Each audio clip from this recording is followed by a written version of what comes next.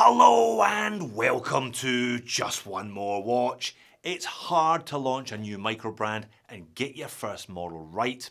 It's then even harder to launch a micro brand and get your second model right as well. Ask me how I know. You'll hear people, particularly in North America, refer to the sophomore slump, or elsewhere in the world, second album syndrome. It is hard to follow a classic with another classic, but it can be done. And that is what Nordic Marine Instruments are trying to do with this one. I thought they nailed their first model, the Östersund, which they launched in the middle of last year. These were $3.99 early bird on Kickstarter. They were beautifully finished, had a great case shape, high beat Miota, adjustable clasp, lovely dial and handset, and generally looked like they belonged to at least one price bracket above them. I had a few misgivings about branding and colour choices, but overall the project did really well. They sold 172 watches. And today the company are back with their second watch, the Sauverne. And you know what? It's beautifully finished, has a great case shape, a high beat Miota, adjustable clasp, a lovely dial and hands, and generally looks like it belongs at least one price bracket above. I do have a few misgivings again though, but I'll tell you about those a bit later in the video. Before we go on, this video is sponsored by Nordic Marine Instruments. No Kickstarter this time, they're taking pre-orders directly from their website and they have already started production on these, so you're only waiting a couple of months rather than the 4 to 6 that is normal with this type of project. I will of course leave a link to their website in the description of the video. Pre-orders open in a few days' time. Nordic Marine Instruments, or NMI as I shall call them from this point onwards for the sake of brevity, is the brainchild of Mick Jorgensen, hence the Nordic, and Travis Tan of RZE Watches. That's why I have no misgivings at all about their ability to deliver a quality watch on time. Packaging is very pleasant. There's a nicely coloured outer box and then a cork travel roll, and when you pop open the cork travel roll, it's also very pleasant and very familiar. Very, very familiar. In fact, what NMI have done here is take the same case back, the same crown, the same bracelet, and the same clasp from their first watch, change the dive bezel to a fixed bezel, and change the dial and hands to create a second watch. If we return to the music analogy, it's the equivalent of releasing a second album featuring only remixes of the tracks on your first album. I guess it's easy and safe, but the question then becomes, is there enough differentiation between models so that people who bought the first one will also buy the second one? More on that later. But if you didn't buy the first one, is there enough here to tempt you to this one? Well, I think probably yes. It looks great, the case is a real standout here. There's just the right mixture of brushed and polished surfaces and just the right amount of colour on the dial and hands as well. What about the all-important vital statistics then? Price followed by dimensions and specifications. Well, regardless of which one you go for, they're all going to cost you $449 US, which is a little more expensive than the first watch, but then again it does include DHL Express shipping. I think if you survey the micro brand scene in 2024, you don't come across a Miota 9000 powered watch with this standard of finishing all that often for that price. So I think the price is therefore more than fair. In terms of dimensions and specifications, oddly enough, those are also rather close to the first watch. So 40mm in diameter, 10.7mm thick though, which is really nice, with a lug tip to lug tip of 47.5. 20mm between the lugs, there's a taper down to 15.5 and then back up to 18 for the clasp. As sized for my 7-inch wrist, it weighs in at 147 grams. Now, water resistance has taken a hit. It's gone down to 100 meters. The crystal is flat sapphire with AR, and the addition of a date complication sees a switch to a Miota 9015. The case, just have a look at the case. It's really nicely done. It's relatively flat with only a mild downturn, but the mixture of brushing and polishing means it looks more curvaceous than it actually is, and it looks really good. I said last time I thought it was a bit of a mixture between the 62 MAS and 44 GS cases by Seiko, and it's a very pleasant combination of those two, I might add.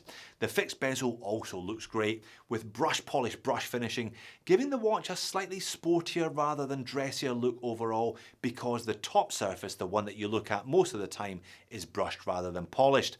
But please note, if you haven't already, there's a very small final high polished downward sloping chamfer where the bezel meets the crystal. Overall, the finishing is excellent. The crown guards are nice and elegant and mean that the 6mm branded crown sits nicely within the body of the watch, but it is also super tactile and a pleasure to use when you need to. The case back edges are smooth. Overall, it looks great. It's one of the nicest finished sub $500 watches I've seen. The bracelets are a straight up carryover from the old watch. 3-link oyster style, female end links though help ameliorate that flat case. Screws hold it all together, and the clasp is another really nice piece of design. It features the now ubiquitous centimetre or so of adjustment with the push of a button, but it remains small and neat. Doesn't really look like an adjustable clasp from the outside.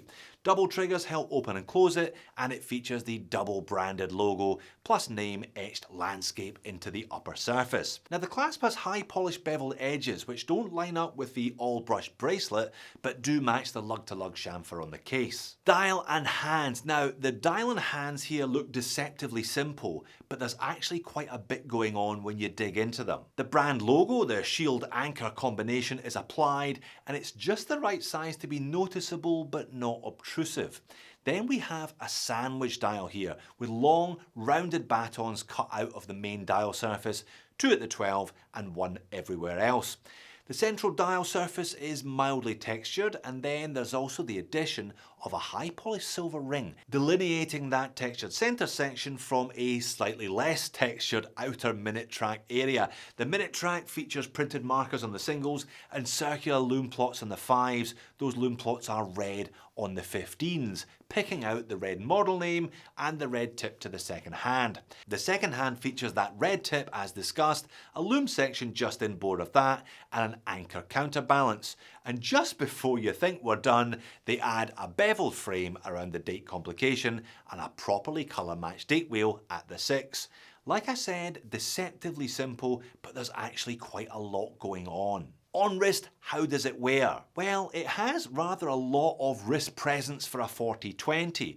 The case is relatively flat, the lug-to-lug is relatively long, and there are just so many different facets and angles and different types of finishing to catch and play with the light. The female end links, however, do offset the case and lugs though, but you have this rather flat looking upper surface facing you, and then an immediate drop from the bracelet at both top and bottom. No complaints about the bracelet though, those links are small and therefore comfortable, and the clasp is excellent. Legibility, well, it's okay, but it's not amazing. The hands are neither broad nor faceted in any way, and your eye, frankly, is therefore drawn elsewhere. They are a good length though, with the minute hand sweeping around the same arc as that high polished silver dial inlay, which is a really nice little piece of design. The weight is spot on for a stainless steel watch of this size, and it's well balanced between head and bracelet. Overall, it's a nice watch to wear, and one you'll find yourself glancing at unnecessarily just to pick out some more of those numerous details that don't always reveal themselves at first glance. Okay, lots to like then, but what are my complaints? What are my moans and niggles? I don't have all that many, to be honest. I haven't shown you the lume yet though, have I? And you know what that means. It's not awesome. It wasn't awesome on the last prototype from them that I reviewed either, by the way. BGW9 and a lovely spread of it across the hands, the sandwich dial and the lume plots around the outer edges. But when I turn the speed up on this one, it fades consistently and evenly, but unfortunately, all too quickly. It's pretty much gone at the end of my test. Now, this is a prototype, perhaps that will be addressed for production, but perhaps it won't. If I'm being picky, it doesn't feel sharp on wrist, but there are a few sharp edges in hand, partly I'm sure because of all those different types of finishing. And the hour and minute hand I find slightly underwhelming. There's not really a lot going on here. They're both the same width, they're both the same overall shape, and I'm not sure why they angled the tip rather than have a rounded edge that would have matched those baton indents on the dial much better. They could have done something generally a little bit more interesting there, I'm sure. And then there's the issue of branding. Nordic Marine Instrument Severn. Doesn't roll off the tongue, does it? Not mine anyway. And despite Mick, the brand owner, assuring me this was a Navy/field watch, surely an oxymoron, is this actually a marine instrument? I pointed this out last time by choosing an overtly maritime focused name and logo with that anchor. You're going to cause yourself problems with the branding of non-dive focused watches in the future, and they have run into exactly those problems with only their second model, which, as discussed, is essentially a fixed bezel version of the first watch. Now, there are at least 172 of you out there that bought that one. I would love to hear from you. Is there enough that's new here to encourage you to buy this one?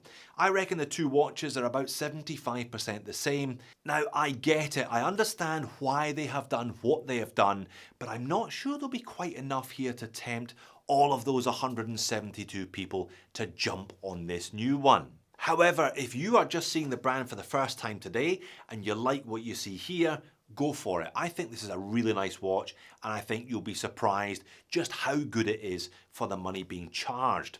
Roll on the third album though, perhaps with a few more new tracks and perhaps with a few less remixes than this one. So there you have it. While you're here, you really ought to check out my review of the Diver or one of Travis's other watches from his main brand RZE. Thanks for making it all the way to the end. I'll see you again in the next one.